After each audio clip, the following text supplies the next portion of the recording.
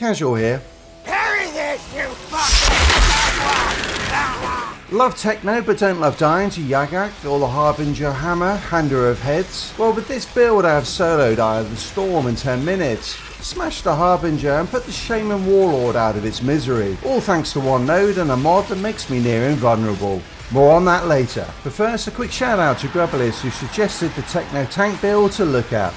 I created this build for the toughest content in the game, but also to finish expeditions efficiently in great times. Before New Horizon, DPS came from either firepower or normally power based builds, but the patch added a third and very viable way to do damage, through debuffs and weapon mods. On top of this, the damage of the Technomancer's turrets is more dependent on mods than it is on anomaly power, and so the lower base stats of a Techno Tank is not a problem. All this has allowed me to create a pure middle tree build that is tough as nails, picking up health, armor, resistance, additional health regen through blur screen, as well as overclock for its auto revive, which I hope works. I have modded damage absorber, and with all of this I'm sitting at an unbuffed 71% physical damage resistance and 30% resistance. Now you might be wondering why I've not picked up even more armor buffs. With diminishing returns, the more armor you stack, the less effective it is until you hit the 85% physical damage reduction cap. Adding 20% more armor only increases my damage reduction by a few percent, so I think it is better to use your class points elsewhere. For example, to provide great team utility with medical units, and Doctor of Medicine, which buffs healing for me and my allies by up to 50%. Now all this is great for keeping me alive against most of the enemies on Enoch, but against the toughest you need something special. So I'm using the little used Not Impressed and Winter's Barrier, which between them blocks 65% damage from elites. With my high base physical damage resistance, this is as close to invulnerable as you can get in this game. Winter's Barrier is only active for 3 seconds, but time this right with the attacks of the Harbinger or Reavers in Eye of the Storm, and you will have no problem tanking through them. I'm using the Borealis Monarch gear set for its 90% damage increase to frozen enemies. This is buffed further through freezing boost and shatter, as well as the 2 fracture nodes in my class tree. I'm also picking up exposing frost and mark for execution for an additional 35% damage increase, bringing the total debuff to over 200%.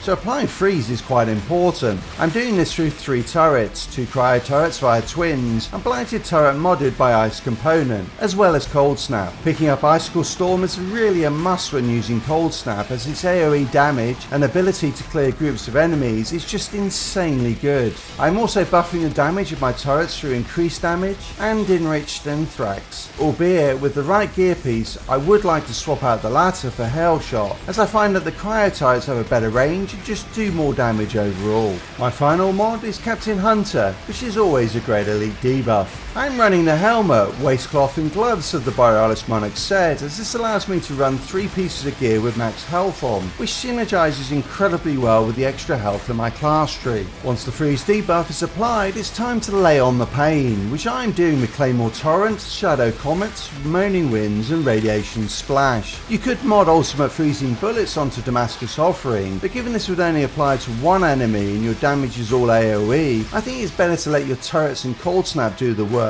and use your weapons purely for damage. Standard expeditions are a breeze with this build and in great times. City of Nomads in 11 minutes is nothing to be sneezed at. Now if you do want a more DPS based Technomancer build, then check out this build here. Until next time, casual out.